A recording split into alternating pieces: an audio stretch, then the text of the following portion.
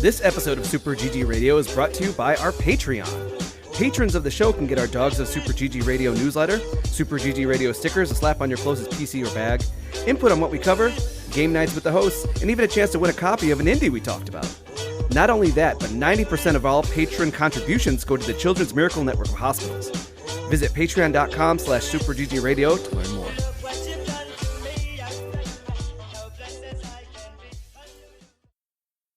You know, Alec, you know what they say, that if your hand's bigger than your face. That's not funny. You can't joke about cancer. Well, there was a couple other things that you could say it meant, but I'm not going to say them on recordings. Yeah. Yep. We all know how this goes. Yep. So we can't say, don't step on a crack or your mother will break your back for those who have debilitating back injuries. I'm not getting canceled again. Not again, Getty. For a third time? So, wait, where you grew up, it was your mother will break your back? Her back. Well, hold on, okay. yeah, no. And Alec, feel free to go live at any point. We're on air, but... I don't know what on air means. Can people hear us? No, not yet. All right, but I do have questions, though. So that let's talk about this, Joel. Now? Yes, let's talk about this. No, I don't know that that's appropriate. So wait, is your mother breaking your back? This is all good stuff for the show. That's why I'm talking about it. Or are you breaking your mom's back? I'm with Alec on this one. This is very confusing. I think there was a mistranslation from the saying to my mouth, or my mouth to the actual saying. Okay, but which one is it to you? Mother will break her back. Oh, okay. Right? So she will have an accident? Or something. That's a freak accident because you...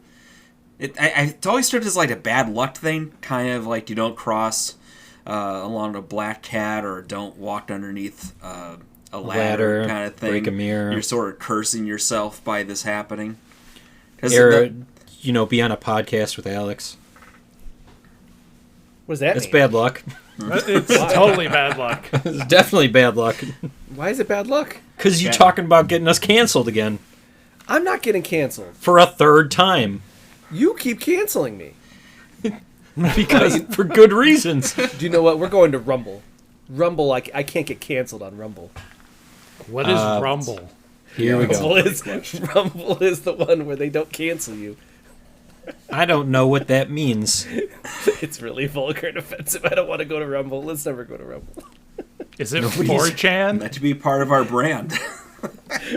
You'd be surprised. If you go to Rumble, you actually see a bunch of Twitch streamers that are like, "Well, Twitch couldn't handle me. I'm too hot for Twitch, but Rumble will handle me." It's like, oh no, that's not a good sign. So how much time per week do you spend on Rumble, Alex? I spend, I would say... The correct answer was 0. Yeah, he has 0 to think about it. I have 6 hours every 2 months. Wait, what? That's the answer. Do I want to know why? No, couldn't you have just said 3 hours a month?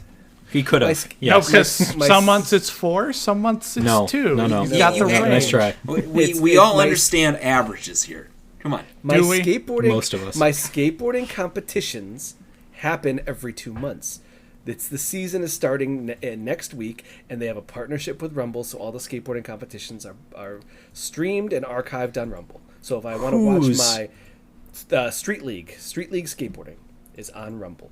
So if I want to watch my skateboarding competitions, when they happen a Saturday and a Sunday every 2 months, and I get very excited. This is my sports season, and I have to go there, and I get ads for a bunch of right-wing politicians and army blokes, and also a lot of sports commentators who have been canceled.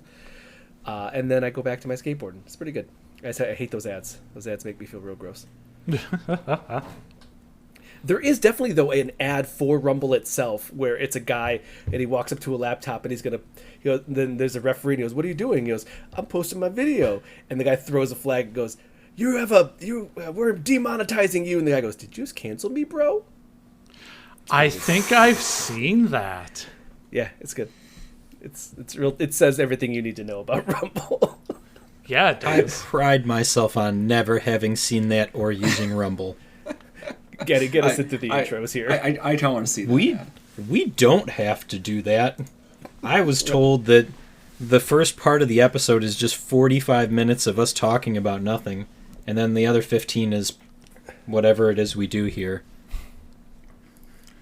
Whatever it is we do. I'm really kind of concerned about how much time you do spend on Rumble and you're not telling us. You have to have a guilty pleasure. What do you mean? We're streaming We're live on Rumble now. That's not true. That's not true. That's not true. Unless you're somehow controlling my computer. I could set up my OBS. We'd be banned for being too tame on Rumble. Yeah. Oh yeah, we get banned for not being offensive enough. The way that you described it, it sounds very possible. We get a rights violation. You did not use a slur. Oh. Guys. Super GG Radio, they got marked with a woke tag. You said thanks, Obama, unironically. These are just things I enjoy. It's got to be a bad thing. Yeah. Okay, I guess we could do something of an intro. This is Super GG Radio, and welcome to session 292. I am your host, person who will guide us through this adventure, Eric Getty Gettinger. With me, as always, Rumble user Alex Arona. I had to make a profile. It's his username and password. That's all I needed. I want to watch my skateboard movies. We also have casual video gamer Joel DeWitte. And regular guy Alex Parks. I was regular guy last week. You're a regular person. That's true. Every week. Every week. I like how Joel struggled to say anything. It's just like the most bland thing.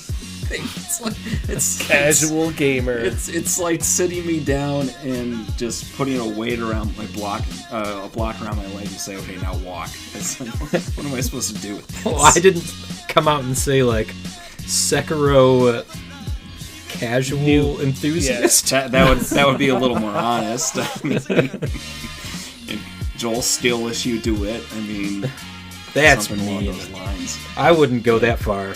I would wait till you're off the air, and then I would say that. If anybody wants to reference that was last episode. I do want to say, having listened to the last episode, fair to suggest that I won't finish it. Okay. But I disagree. I didn't say you. That was Getty. I think that you would. All right.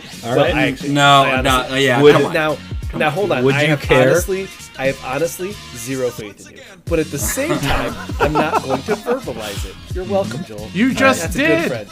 That's a good friend. That's a good friend. He still didn't say. He said he has zero faith, but he still didn't say he won't finish it. So would you then care to, I don't know, wager? Who's wagering? I mean, $45 US. I am unfortunately the person who said that you would not finish it, so I guess you would be wagering against that you could finish it. I put out 45 US. So I guess Alex wants in on that action. No, I'm just messing with you. What would be a good wager? Okay.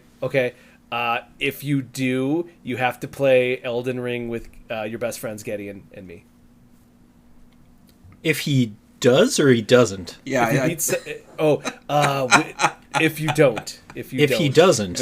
If he doesn't. Then it has to be. Do you want to do PC so then we can mod it to always be multiplayer? I mean, I don't have a PlayStation, so no. And I'm saying PC. I think it's on Xbox. It is on Xbox. Yeah, but I want to make it PC so we could mod it and then make it always online. I see. But that also means that now Getty is stuck in playing Elden Ring with us, and I don't know if he wants to do that either. I didn't realize that you were going to find a way to punish me for winning a bet. I guess it's technically not punishing me, but Come I don't know. Well, come hold on. up with another wager. Are, I'm are okay you with yeah. that. are you Wait, a wait, wait, Souls connoisseur, Getty? You like the Yeah. Souls games. I think he's beaten all of them. No, that's not accurate. But historically, all right, Joel, what genre do you not care for? Do I not care for? Yes. Anymore, it'd say cooking sims. Okay. All right, I'll take that action. So if you do finish it, I will play, because I am also not a huge fan of cooking sims, and I'll explain that a little bit later, because we did play a cooking sim, or Yes, I we saw did. that we played a cooking sim. And if you do not finish, then you will play a cooking sim for an appropriate amount of time. So what's the timeline for when this has to be completed to... Also, which cooking sim? Well, No, I mean, we'll get to that in a second. we figured that out. Because I have a mean one. But how long does course you Joel do. have to finish Serica? Yeah, we probably need to give me a timeline. I Or Sekiro? do you have? I mean, He's got 3 days. that's How about a That's real really timeline? mean. Like, I'm really wrapping this up. goodbye, kids. I'll see you on Monday. So Elden right. Ring Night Rain releases Uh-huh. on the That's 29th of May. But Okay. that's Can not you Elden beat Ring. it before Night Rain comes out? Is that reasonable? Oh, so that's 28 days. I think that's fair. Wow. Yeah. Wow. I think okay. Wow. I'll need to double down and get Saga Frontier 2 off my back. But yeah, I think that's doable. It's not like you should be writing a review for 9 Souls or something. I have to beat it first. Oh, that is I have to that's beat a it fun first. point. That's true. Okay. Anyway, so now what's the cooking sim? I nominate Plate Up. It's what's it called? What's the one that's Serve multiplayer that you play? delicious? No. Overcooked? It's like It's overcooked. It's overcooked, but with fail states. That sounds mean. So- That's why I said I have a mean one. I mean, Cook Serve Delicious is also very anxiety inducing. Yep. It is. I played those. I guess that's the one. Cook Serve Delicious? Unless No, you have anything plate. else, or The painful one. yeah. Oh, Plate Up? Plate Okay, Up? Plate Yeah. Up. Yep. Yeah. Let's come back to this because I want to make sure you can play it solo. Okay. I believe that, it's like Overcooked is not fun. Not that fun solo. Yeah. Okay. I It can says see hire that. your friends or do it all yourself. Yeah, but what Alex was saying, if you try and play Overcooked by yourself, not as much fun. It's miserable. I mean, in 'Cause you gotta fairness, do it sounds like everything. this isn't supposed to be fun. So, Also true. yeah. I mean, I was entertaining the fact that maybe it could be productive, but okay. Funutainment. Uh, Punishment. Punishment. I'd still live by punishment. We're in a destructive kind of mood tonight. I can tell. Yeah, we are. I get that Sonic Boom song, man. It really ramped me up. That's what did it. Not yeah. the 6 Red Bulls or the the The Monaco. darkness that's constantly consuming my worldview. The entire game industry being set on fire.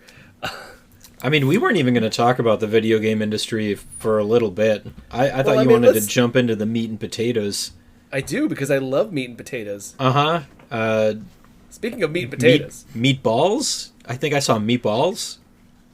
Yeah. Are we talking Getty, about Kitty, this is a family program. KuloNiku Bowl Up? Yep. Meatballs are So- very wholesome. Bowl up. If it wasn't meatballs, then what is it? What did you cook in this game? Who played? Noodles. Who played with the bowl? Getty, again, this is a family program. I played through one day. This was not see my myself cup of out. tea. Okay, so Alec, describe the game. So you are the grandchild of this renowned restaurateur who makes ramen. You get an Oh, yeah. order in, and you have to cook it. What would you say the art style is of this game, Alec? It looks anime-y to me. Yeah. That's anime as hell. That's kind of the spin. It's real anime. The character models are a little chunky in the way that something like Mega Man Legends was. Yeah. Mm-hmm. I definitely got a little bit of that feel from it. That's a good game. Now, so the conceit with this is that everything costs money. Every ingredient that you put in has a certain cost associated with it. Every splash of sweet soy sauce, every sprinkle of vinegar powder has a cost associated with it that they may or may not pay for. I don't know. It doesn't really tell me how they... I never got how much they were paying you back. What do you mean paying you back? Well, At the had to make money. At the end you get the full tally, though. You get how much rent was, how much you spent on ingredients, and then you got how much you made with tips. Are you saying that it's not like in Overcooked where you know how much money you make or what you get right away from completing a cooking challenge? If you do, it wasn't obvious to me. Okay.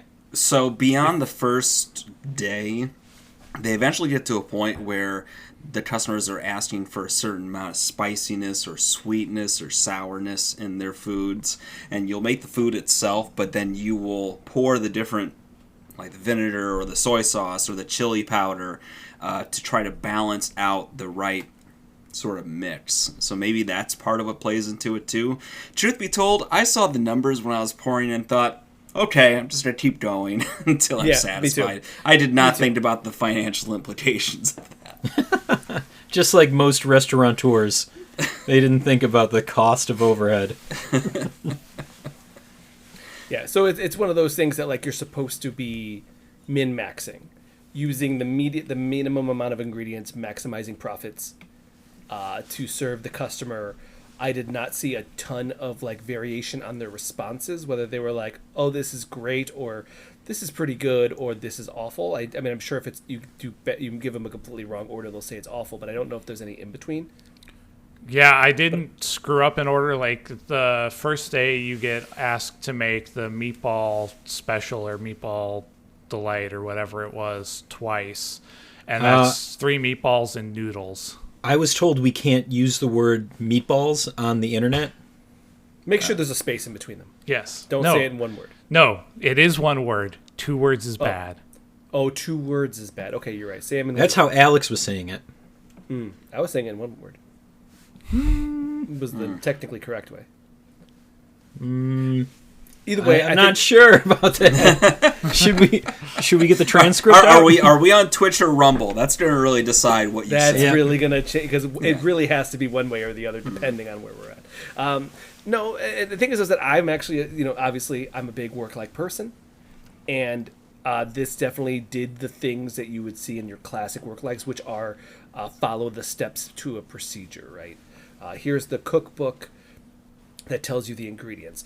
Go to the proper station, load up said ingredients, watch a meter fill while they cook, take them out, plate properly, deliver goods. And then it's like as you go, you get different orders for different recipes that have different amount of ingredients. And then it's a step-by-step process. You even before when you plate it, then you season, then you use utensils, then it's like they will continue to add more complexity with varying amounts of different ingredients and also a time limit, obviously. So I think that that's kind of this does a good job of setting that up, that this is the baseline premise. Here are the steps, and then eventually we're going to keep attacking more on, and then the obvious conceit of loud anime in your face, which is all right. It's all right. It's all right. It's all right. It's all right. It's more that I've played I've played so many of these, and I'm trying to find at least some of the differentiators here, and I feel like this, with the differentiator being anime, maybe just this demo didn't really give me enough to know how it's different, but it does feel pretty on the nose. Okay. Yeah, it's pretty straightforwardly what it says it is. I think of the small slice I played, it didn't seem like there were a lot of real time constraints.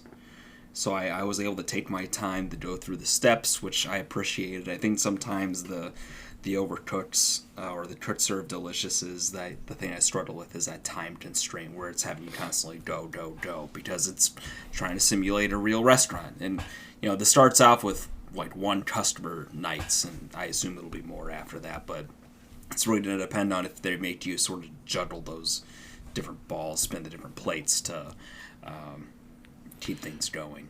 I like the idea of the cost impact based on how wasteful you are with your ingredients, even if it is something I didn't pay too much attention to. It'd be funny to see if there's any real implications for that beyond just score.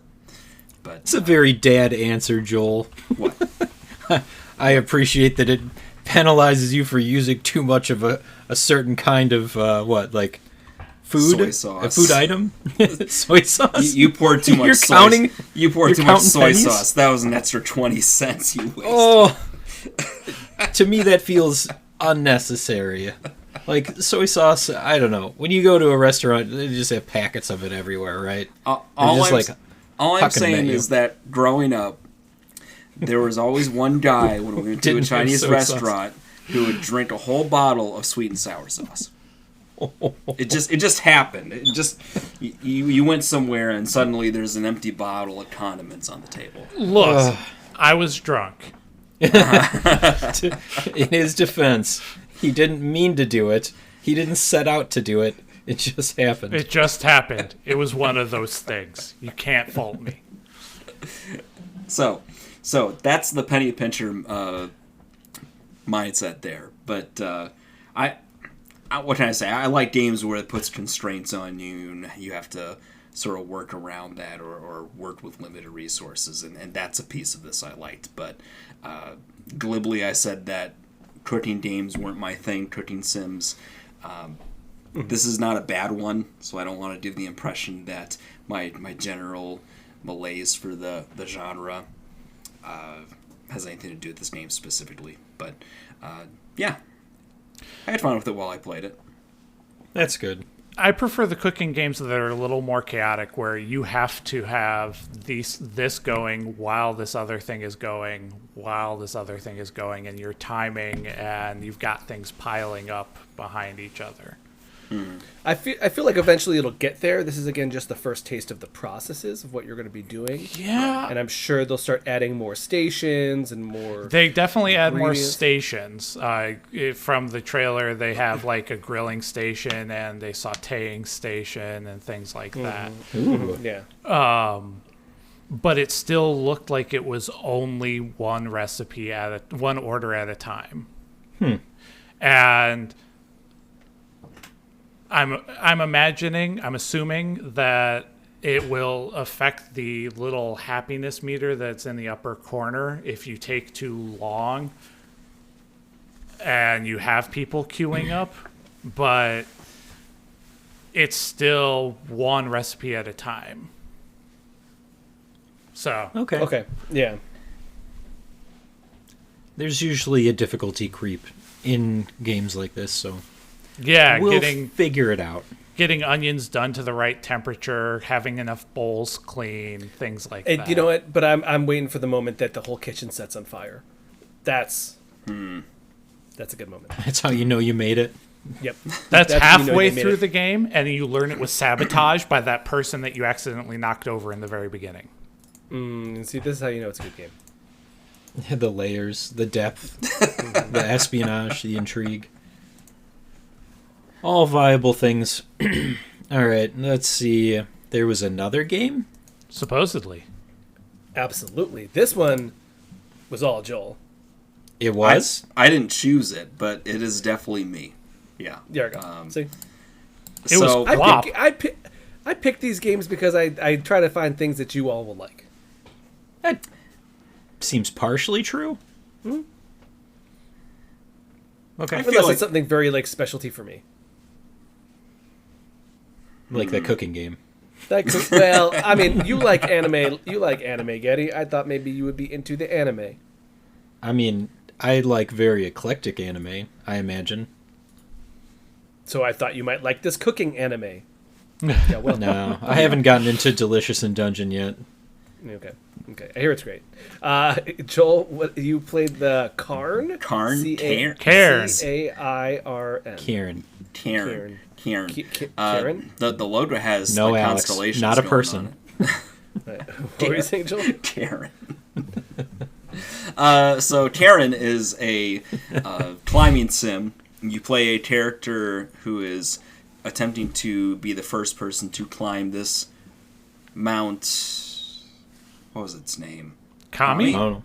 Mount Kami, which is like the Mount Everest of whatever this world is. My first impression was this lady kind of looks like she could have been in Borderlands. Yeah, it had a strong Borderland vibe. It's got that sort of thick, dark line drawing of outlines and sort of the muted color palette that Borderlands seems to have, from what I remember. And so that was striking. But you follow this character who is just trying to climb this mountain peak. And, boy, if you think about Jacint, or, what was that game called? Quap. Well, not Quap, but there's another mountain climbing game that I wish I liked better. But I loved Jacint. That was a great one. Jacint was great. But this is like taking that and making it more simulator than what Jacint was. Because Jacint, it was kind of, you would grab and shuffle, but it wasn't like this where you're taking turns moving every individual limb and finding that ledge spot to grab onto something, and then placing your foot in just the right place where there's a crevice or a rock formation you can get solid footing on before moving on to the next spot. Man, I don't know what it is about these kind of games, but the slow kind of progression and careful planning stuff of this is what really draws me to them. And this slows it down to an incredible degree compared to Jacint or what was that other indie game that was a little more silly? You know what I'm talking about. The one with the ropes? Yes. Where you're swinging around? Yes. I know what you're talking about, but I can't think of its name. That's okay. We won't talk about it. I didn't give it a grade on Switch. So. but like if that was more arcadey and silly, this is a lot more. I mean, there's humor, but it's a lot more straightforward. The climbing is slow.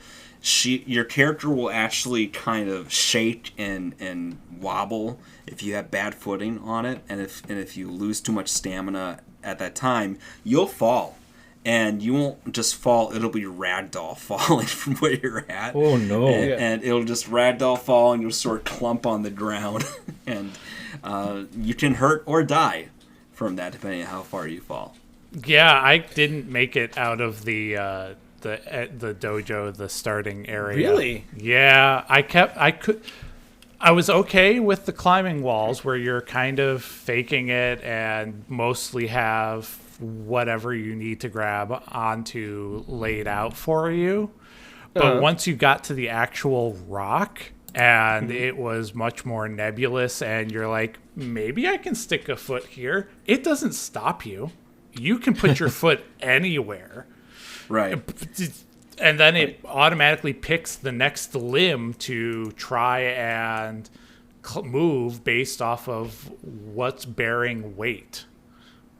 Mm-hmm. So I fell like 5 times and I was like, you know what? Oof. This is not the game for me. There's something very silly too when you're doing your climbing, because like you said, it chooses the limb based off of basically where you need to pivot to next. But there will be times where it'll be like, okay, here's your left arm, and there's your right arm. You end up sort of crisscrossing. And you see like the foot above your head. Like, exactly. To reach out. It's like suddenly I'm really just clinging to this like Spider-Man, but it's not working well. Right. I have not for naught, but I have like dabbled a little bit in trying to understand rock climbing. In a way, I had some friends that were like deep into it, and I kind of spent like some time just asking a lot of questions and trying to like understand climbing wall stuff. And all of that's just so incredible how it's all about creating an opposing force. Like if you think about the idea of if you grip the edge of like a wall and you kind of hang off, like if you just put your weight away and you're gripping by your fingertips, all they need is just a slight indent to be able just to dig the tips of your fingers into that. And if they can pull away from it, like again, like they're hanging off, it then will create enough friction for them to like just hang on and hold their whole body weight from that. Just the tips? Yeah, that's why in this one you can actually just use your toes. Getty, family podcast. I told you already once. I was talking about what you had said, so I know. There's no innuendo on this podcast. There is not. So I'm not mature enough for this podcast, apparently. So in this case, Alec, what I was saying is that you could see, if you see even just a crack, your character would shove their toes into it and push off of it, and that would be like, okay, the weight that they need, like, to hold them up to move on.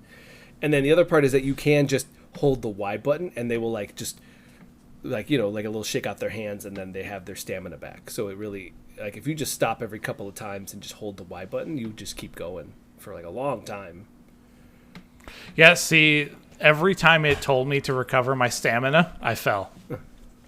Ooh. Oh, maybe you weren't properly like in a spot to do so. I must not have been. Yeah, because the main thing is that you just need one grip. If one limb is gripping, you're good. Not just flat surfacing.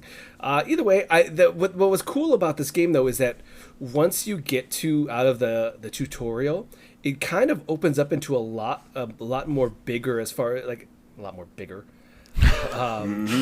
It gets a lot more complex, where there is a stamina meter, a hunger meter, there is gathering resources, cooking, which will give you different buffs, and then also you could just hang out and relax in a tent until like whatever time of day you want to be climbing. So you could climb at night, or you can climb in the middle of the morning, as long as you find a spot to like post up a camp.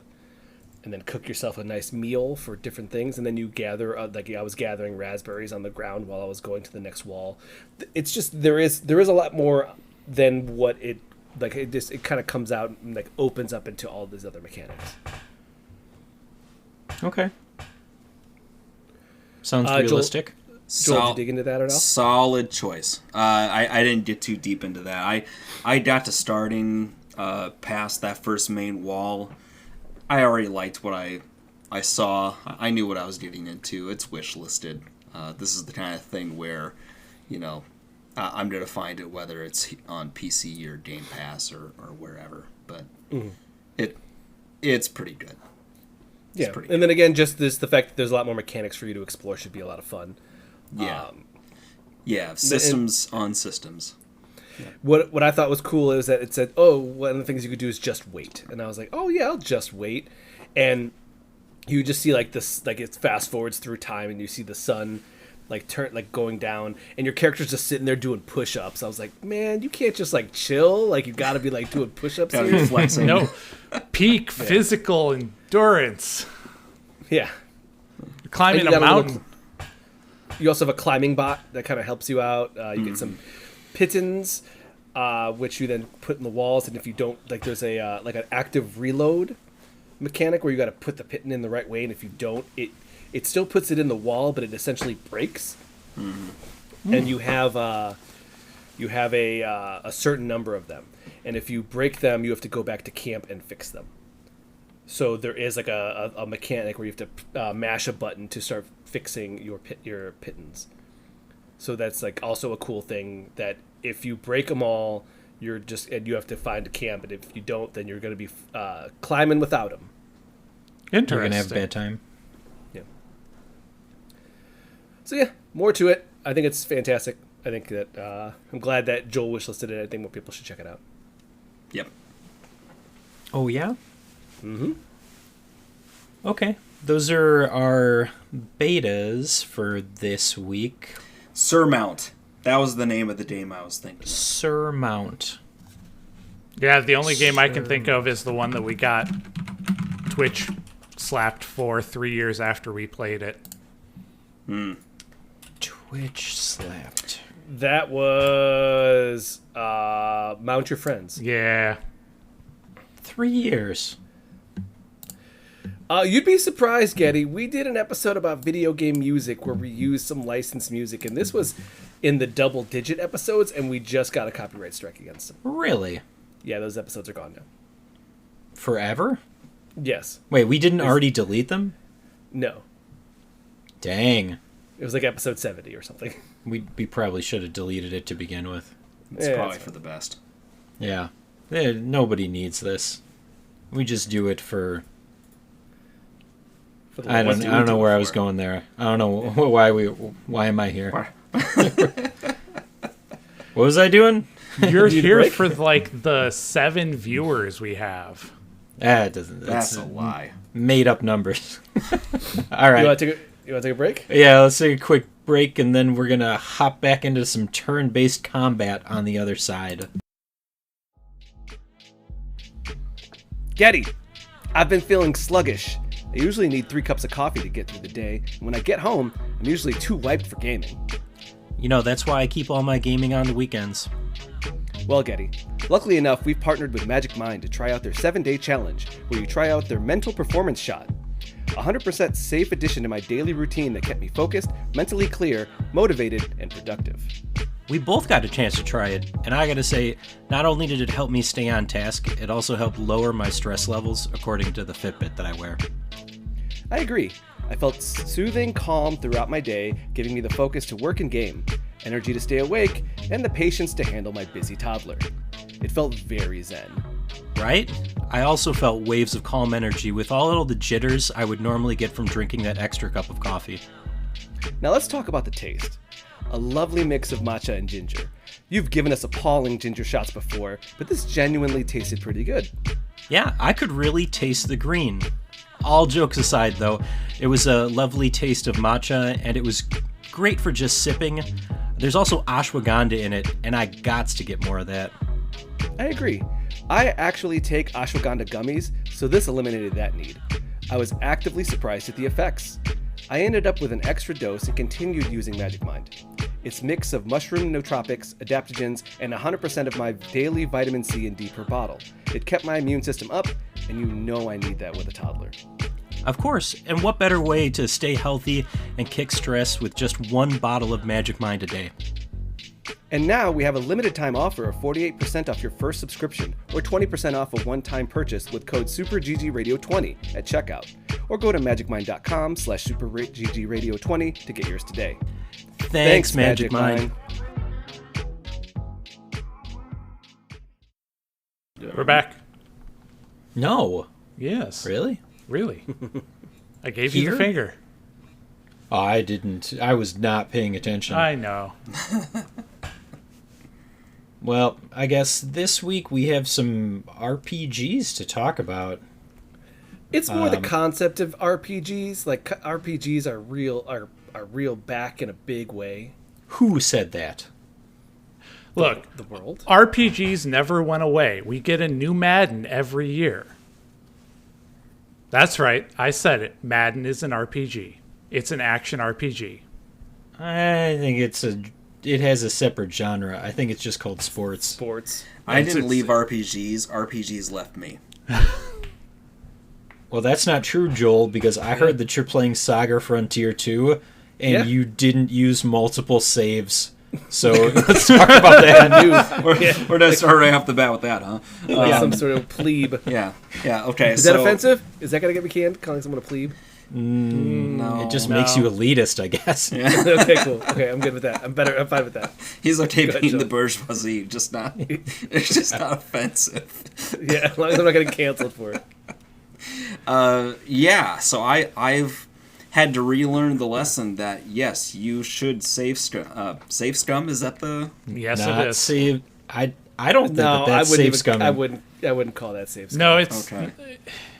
There's a fine line between just using multiple save files and save scumming. Save scumming is specifically where you save something, reload, do an event, reload, do an event until you get the outcome that you want. Exactly. Okay, so it's like you're getting the raw and roll on an Yeah. Yes. You're going to keep loading it until you did it right. I see. I gotcha. So, no, not that. But Saga Frontier 2 had a remaster come out earlier this year after a Nintendo Direct prior to the Switch 2 Nintendo Direct.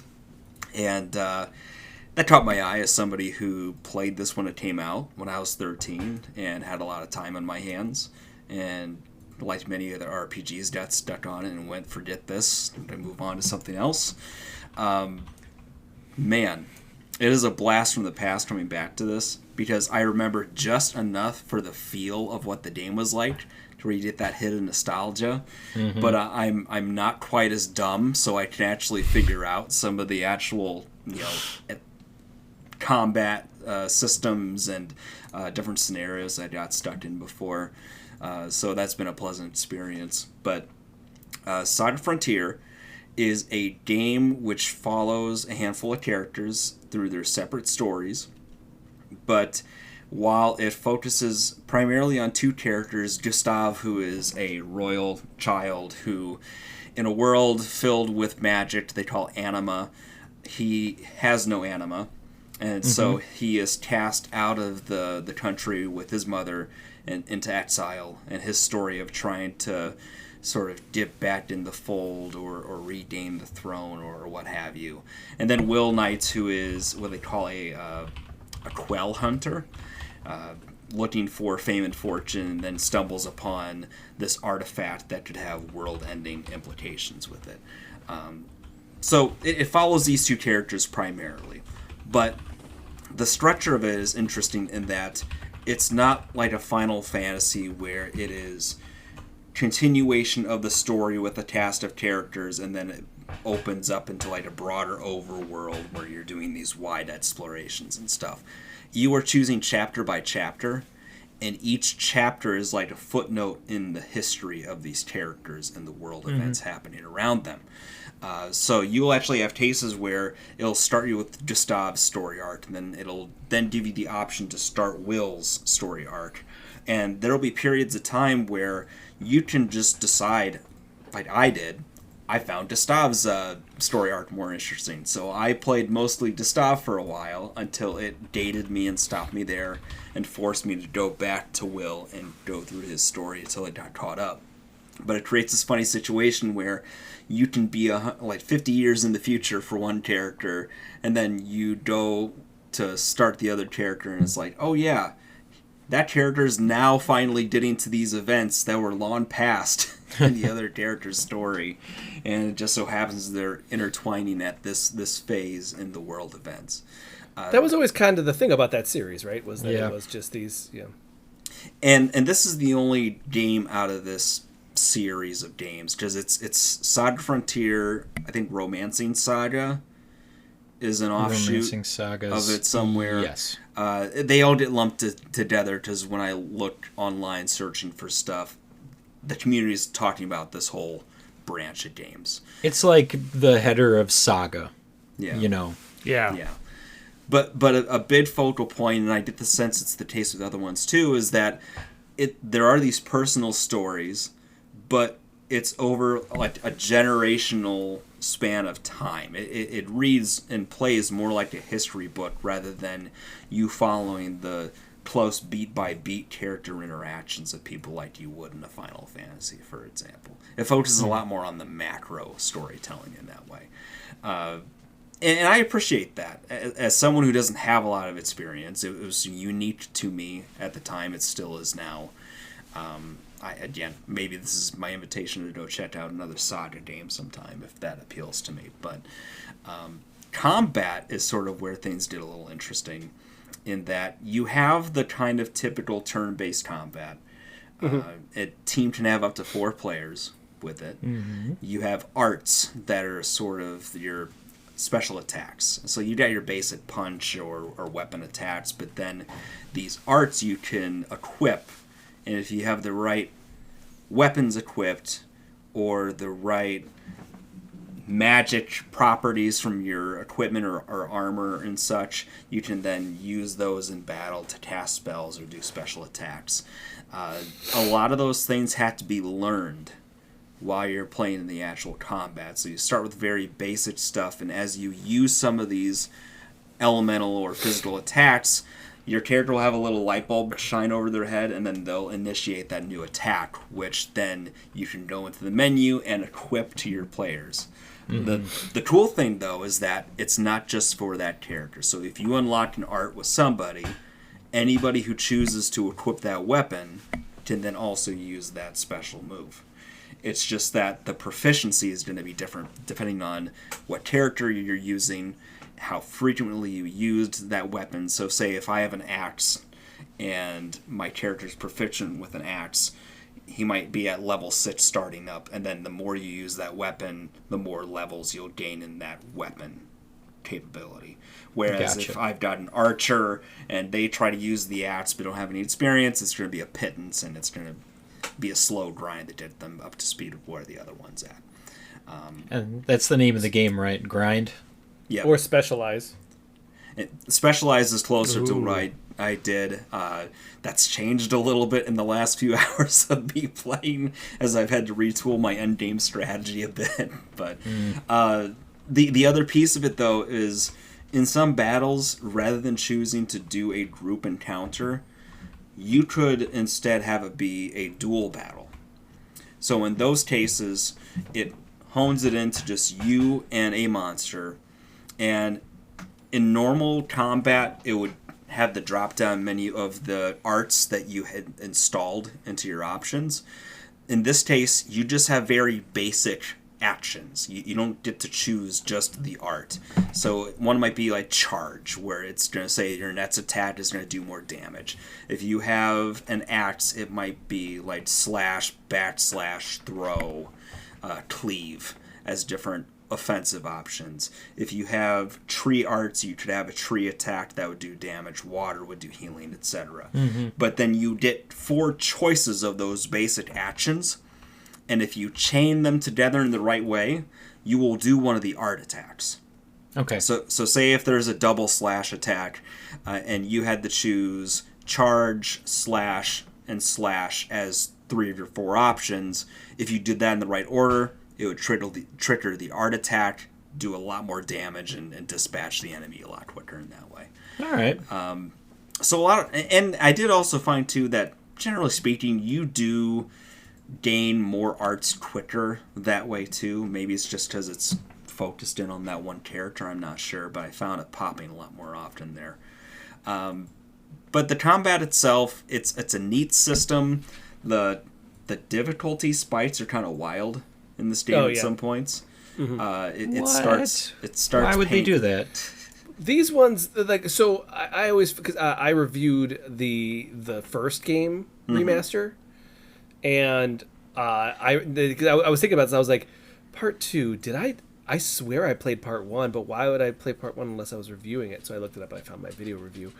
I think that these games were kind of very they were of a time that they were very uneven. They would just kind of, because of the way that you could go between characters, you could have been playing this game for 2 hours or 20 hours. Yeah. Ooh.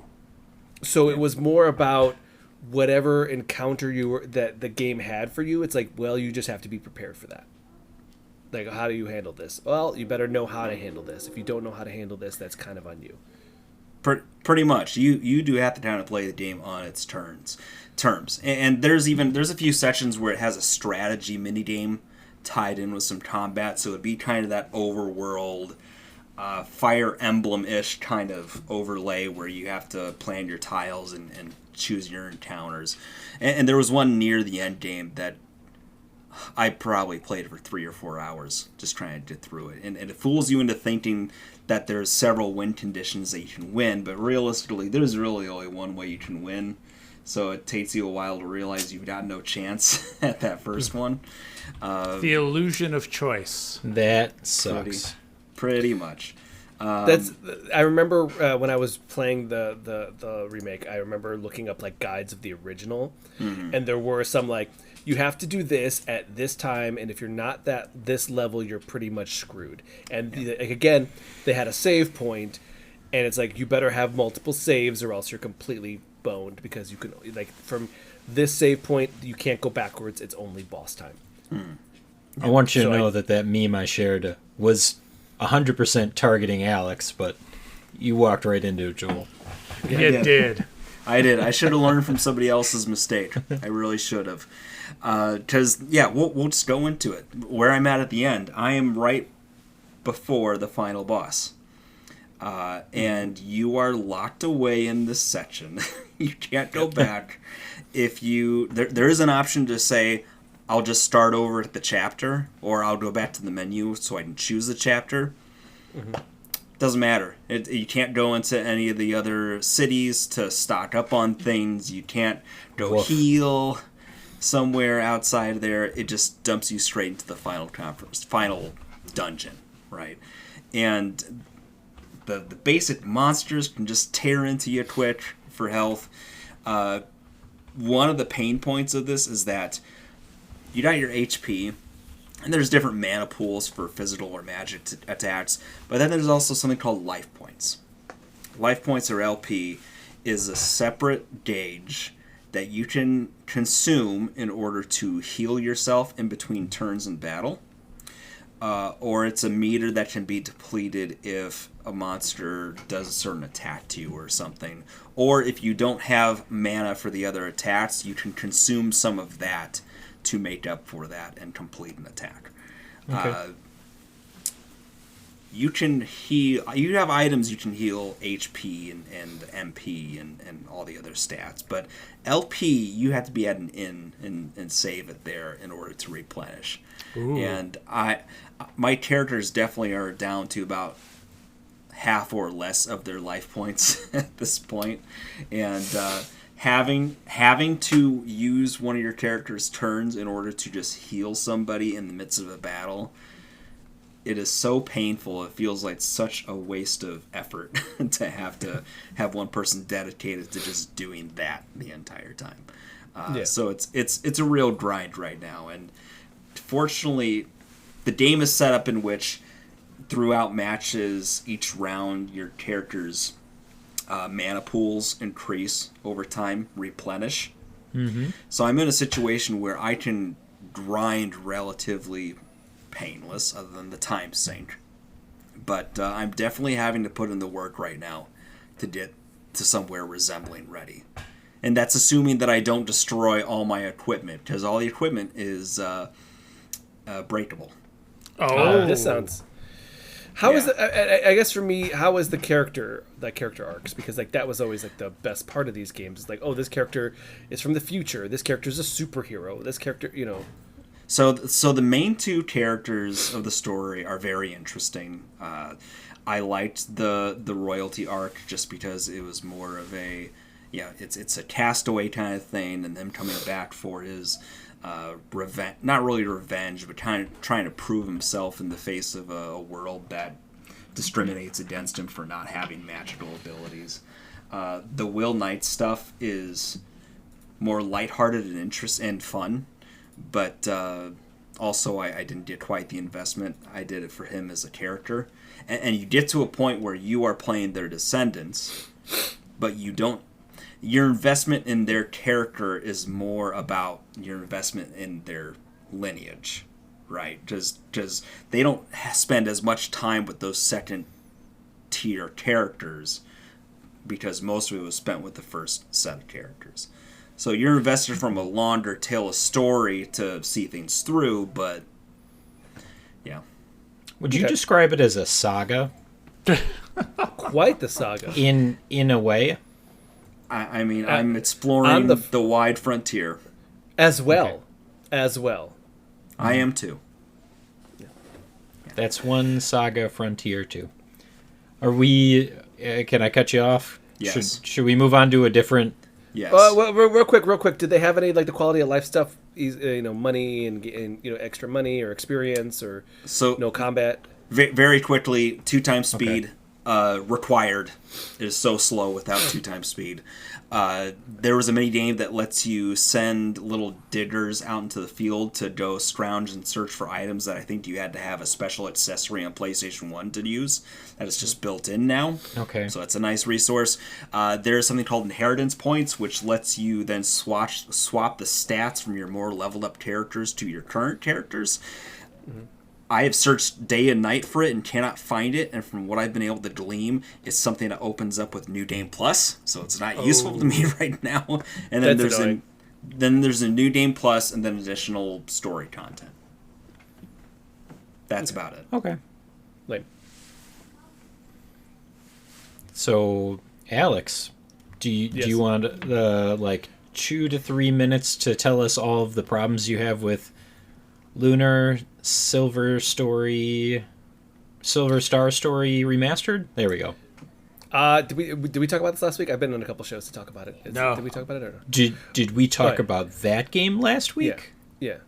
I didn't talk about any games last week. I hung out with Alec and we played Magic the Gathering. Yeah. Okay, so the Lunar collection. Lunar was always like one of my favorite rogue underdog JRPGs from the past. It started off on Sega CD. Was it? My favorite. Not all right. Yeah, not a lot of people know about that one. I love it. Yeah. And they both. I remember Lunar being that one PlayStation game you go in the GameStop and it'd be like $80. Mm-hmm. Yes. Because they had continuously re-released it. They had the main game and the sequel. Both went from Sega CD to Sega Saturn to then PlayStation. And then with PlayStation came a whole slew of other like some more content and updates and different acting. The main selling point, and I think that you might like this, Joel, as like a historical piece, is that it used the power of the CD-ROM for the Sega CD, and probably every 30 minutes it would give you a 45-second anime cutscene. Yeah. That would have been the coolest thing to me. It was the coolest thing. It was the best. You go through the forest and then you fight all the enemies, you get to the town, you walk in, anime cutscene of your characters walking around town going, man, this is beautiful. Back to the game. And then you leave town, you're like, okay, now we gotta trek up this mountain. Your anime cutscene of your characters walking through the mountain. It's like, hell yeah. This is the power of the Sega CD with voice acting. And it was cool as hell, and it's still so cool, and it's so like such a niche thing that was the selling point every time. These just little 15 to 30 seconds. Oh, perfect. That's world building to me, baby. Also, it was the people that were there to do the translations end up doing full localization, so it was actually kind of a heavy thing that they would throw in like Bill Clinton jokes and like Austin Powers references, and it became like a whole big like part of the fan community was like, they're talking about Austin Powers, just like stuff like that, or they renamed characters after famous celebrities. And so that was always that kind of a cool touch, but then some of that stuff has been removed. Some of it was left in the remaster. The thing for me is that this is just the games, and this is just like the PlayStation version. You can swap between original graphics or widescreen with full updated, full res, cleaned up graphics. But the problem is you have to quit the game. Your save transfer will stay. Like you can play the original, save your game, exit the game, pull up the original and go into that and use your save, but you have to quit each time, and that's super irritating. Is there a reason why you would switch between it frequently? I mean, but that's it's just so you could see it, so you could see what the difference is. How did this look one way? How did this look for another? The Halo Master Chief Collection had this. It was a toggle. You click in both sticks.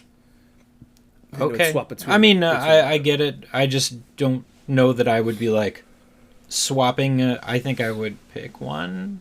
I think. I don't know. I don't know what I'm talking about. I'm not a professional gamer of any sorts. Yeah, but I would like to see just the variations.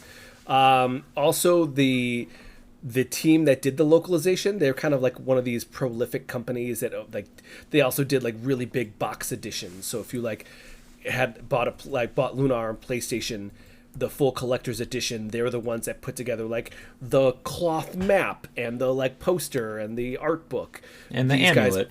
Yeah, I had that. No. So those guys were they were on a podcast talking about how much people love the amulet and still show them at cons the amulet. Yeah. So they told that when they heard about the Lunar remaster, they actually reached out to them and said, "Hey, we got some stuff for you. We still have all of the voice acting. We also have behind the scenes footage. We have uncut art. We have all cut artwork and what's it called? Original." The original designs that they were working with. We have all of this stuff if you want it. And the team said, no, we don't want this stuff. Oh, that's a shame. Yeah, so they just re-recorded English voice acting. Japanese voice acting is still the original, but the English is just brand new. And then also there was 2 to 3 offshoot games, one for the DS, and they're all notably bad. But it shouldn't be that hard just to throw it in here. I played the Game Boy Advance game. That was my only reference point. It wasn't good. Yeah. And it's notably bad, but I still think that this could have been the definitive collection. Right. Not the 2 games. And also, again, you could have had the different versions. I would have played this. The Sega CD version is different than the PlayStation version. There are just enough of these collections now, or retro series throwbacks, that include a lot of those little odds and ends that wouldn't sell on their own, but are a nice treat for people who really want to experience a lot of what was left uncovered. And that's what I'm saying is they didn't do that. This was just you can play it now. This used to be part of the PlayStation Classics on the PSN, but when they updated the store on PlayStation to PlayStation 4, they literally deleted the PlayStation 3 store. And they lost this in the collection. It's not playable anymore. So it's we now have a way to play it. Fantastic. But we're not getting all the extra accoutrement that I think that we could use. Again, I think that even just having a Sega CD version and the PlayStation version would be fantastic. But we don't have that.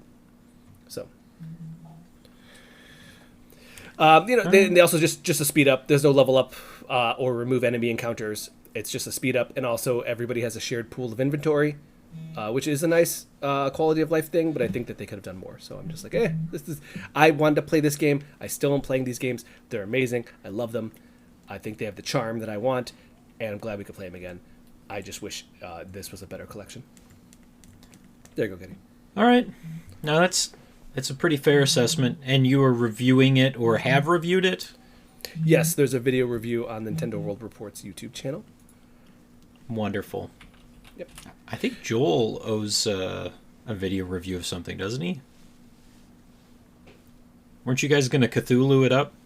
Oh, yeah. Oh, no, that's been recorded. I need to edit it and post it up. How dare you? Oh, it's still we recorded my fault. it. Yeah, we recorded it yesterday. Oh, okay.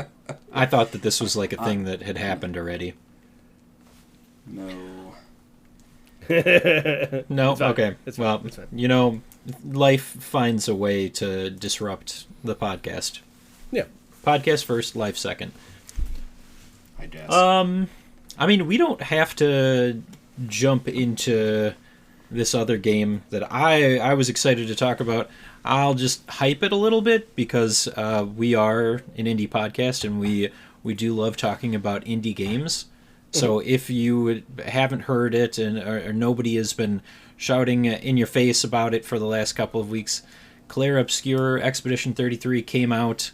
I was hype when they dropped the trailer. I was like, this is kind of a cool game. And then it just got more and more hyped up. It came out, guys, this game is fantastic. I do want to talk about it when also Alex has a chance to play it a little bit more. And I've only played 2.5 hours. And it is on Game Pass. So That's Joel, if you wanted to jump in on that too, I've got it installed.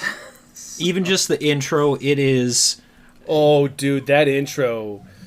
Oof, so it's there's a prologue, and then even just playing the first 5 to 10 minutes of chapter 1, it's intense. It's really intense and done phenomenally. I hate how every character looks, but as the story kept going, I was just man, this is far and away just this is super impressive. It looks great For with these an indie game. It is crazy how amazing this looks, how great it plays, and you can play this game for 15 minutes. You could play it for 2 hours. You will find inspiration from other games in it. It's got Souls-like mechanics. It's got Paper Mario mechanics. It's Easter eggs just thrown everywhere. I found this mansion, and when you go into it, it vaguely resembles the Resident Evil mansion. Not too much, just enough. I don't want to ruin it for you, but I will tell you this. Bennett Foddy. That's not selling me. Just saying. There's a lot going on in this game, and it's very cool. It's also got star power. It's got Marvel's Daredevil Charlie Cox. It's got Golem Andy Serkis in it. Mm-hmm. Very nice. It's got some good star power. It's got a lot going for. Also, Joel, you want me to sell you on it? Sure. 30 hours. 30 hours. Yes. That is if you're not doing anything extra. I mean, I was told that's kind of the average. Really? I mean, if you, yeah. Like if there's of course side content, but I mean, like if you want to do 100%, sure. But I mean, I was told that a lot of people are just like, yeah, it's probably around 30 hours. It's like, okay, according to how long to beat, main plus extras is 34 hours. Okay. Completionist is 56. There you go. See, it still seems low, but maybe it's not a giant beefy boy. Yeah. Like I was told, like from what I saw, I was leveling up. Okay. All right. Yeah. Alex hasn't gotten to the part where you come across a monster that you're clearly not supposed to be able to beat. Oh no, I did it. Did you do it? I did it. Well, I mean, it's not very far in. I'm 2.5 hours in, but yes. Yeah, but if you're severely underleveled, that fight is going to take you like the better part of an hour. Okay, I think that we're. No, this was just like a random enemy, but like it was like there was an item behind it. Like it's very. I know which guy you're talking about. Yeah, but that was again there was an enemy too powerful, but I figured out how to beat him, and I was like, oh, that's actually kind of cool that. It doesn't matter what level you are, you can figure out how way to beat the boss or beat an enemy. Doesn't matter how hard they're. So that's what's cool. There's a handful of those that are littered around. But anyway, we'll come back to it. That deserves a lot more time to be discussed. It's got a lot to unpack, too. I think that if you do play it, or if you get a chance to play a little bit of it, I really like it. It sounds like Alex is finding his way through it, and it's got just a little bit of everything to keep the people happy. Just a little bit, though. Not too much. Yeah. All right. So it's always kind of weird now that we don't have like a 4-hour-long podcast. So I guess that'll take us to our last segment of the night. And I don't even know what that is. Our one last thing? Yeah. One last thing. Sorry, I was like, we still do that? All right. This week's one last thing is brought to you by... Alex and I are going to go see a movie. Yeah, hopefully. Yeah. I keep waiting for him to reach out and give me a time that works for him. Yeah, I will. I'm going to. You better. I am. We're going to go see a movie. We'll report back, hopefully, next week. 2 weeks from now. I've been avoiding all of the YouTube channels that tell me all the Easter eggs and information about that game, about that movie. I'm avoiding them. I am fairly certain that Alex is going to talk to me through a good portion of the movie. Hell yeah. All right. So my one last thing for this week is that, I was hyping Expedition 33. I finished the game that I had before moving on to this. Very happily that I was able to make it through Sekiro. And then... Butt night. Now you're going to get us in trouble. Keep going. So I was able to finish Sekiro before Expedition 33, and I was like, hey, I could probably play some Tales of Arise. I could probably make some progress. No, you cannot make progress in that game. Don't fall into the trap. The game will never end. It just goes forever, right? Alex, it's a really long game. You know how you were like, man, I'm pretty far. I'm like in this area. I'm in the second map. Alex, Second or third map. That feels like it was years ago that I was in that area. Yeah, the third map, yeah. It is, in fact. You're in the seventh map. I'm in the second half of the game that doesn't need to have a second half to this game.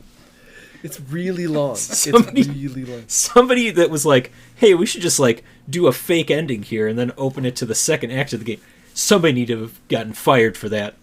I'm so mad about it. When did that game come out?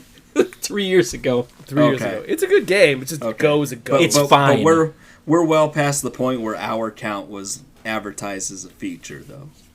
Yeah. I feel like this was and a lot of people this was like the deterrent. Okay. Like people have always said when this reviewed very well, but it did not sell great because of the length. Yeah, because you do something and then you watch 45 minutes of exposition. Yeah. Okay, that's my one last thing. I'm never gonna finish Tales of Arise. Kenny, how hyped are you that Borderlands is now coming 2 weeks earlier? I've been trying to pre-order at my GameStop for the last 2 months, and they keep telling me to go home. I keep walking in like, can I pre-order it? They're like, it doesn't have a release date. And I was like, September. It's coming in September. They're like, no, it's not. So, fine. It now does, and everyone kind of knows that it's because of GTA. GTA, apparently, internally, they have a date. So... everyone's moving on. Well, I'm not going to play that. GTA 6? Yeah, of course not. But that's why Borderlands is coming 2 weeks early. I'm going to wait until it's remastered 3 times, then I'll play it like the last one. My one last thing is I'm going to talk to Getty throughout that entire movie. I know you will. While we hold hands. Ooh, did you see the part where they did the thing, they referenced the thing from the game and the stuff and the ooh? Alec, how many movies have you seen with Alec in the with Alex in the theater? 1. Good. And it was Dragon Ball. It was Broly. Oh, okay. Yeah, that was a good one. We saw it together. All three of us were there. We were more than 3 of us. All right, Joel, hit me. I saw the Minecraft movie. It was fun. Jack Black is very Jack Black, and I don't like Jack Black, but Jack Black works in the movie they made. So, to give you a sense of the kind of manic energy that thing has, I recommend. What makes me mad is that was supposed to be Matthew Berry. And he's in it still. He is in it. Honestly. But they gave it to him. They gave it to Jack Black. And I'm like, no. I would have seen it for Matthew Berry. I won't see it for Jack Black. Honestly, I don't think Matthew Berry would have worked well. If you made that character different. You're a charlatan, Joel. Yeah. I like Matt Berry. He's awesome in What We Do in the Shadows and as the villager in this movie. They use him so well in this, though. Come on. It's fun. It's fun. Just don't throw popcorn at people and be a jerk. All right. Alec? I'm doing a terrible job of not buying video games. What? I bought 3 games today. What? And also at the same time, Alec, you haven't played games in like 2 weeks. I know. I've just played. Okay, well, I bought Final Fantasy IX, Trials of Mana, and Jedi Academy. And yet you still have a game to review. I do have to write that review. Did you beat it? Yeah, I beat Blade Chimera. Okay. Yeah, he got the normal ending. It's written right here. Oh, it's right next to Butt Night. I wasn't going to say anything. You already did. I already did. We're all fired. Yeah. I looked that up too. I'm tempted to buy Butt Night. All right. I'm going to get us out of here because we're all going to get in trouble. I don't everybody, thank you for sticking it out with us and listening to this week's episode of Super GG Radio. Before we go, you can find us on Blue Sky at Super GG Radio and twitch.tv/Super GG Radio, where we're streaming stuff. Sometimes it's podcasts, sometimes it's Magic the Gathering, sometimes it's Joel playing Sekiro.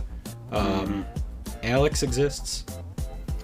I'm kind of taking it my own thing because my schedule is still so flexible, so I'm not really like streaming on our stuff right now until I have a more locked down schedule. The secret is that you just have our channel rebroadcast yourself. Yeah. I know. I do that for YouTube. Oh, nice. All right, there you go. If you'd like to reach us with questions or input, our email address is mail@superggradio.com, and provide us a review on iTunes or the podcast app of your choice. Please check out our Patreon, where you can get monthly pictures of our dogs, get your names read off as an executive producer, free copies of Early Adopters, and even get a chance to play games with us, the bums of Super GG Radio. Yeah. Alright, thanks for listening, and good game, Alex. GG, Getty. Good game, Joel. Good game. Good game, Alec. GG. So I can't say meatballs, but I can say butt night?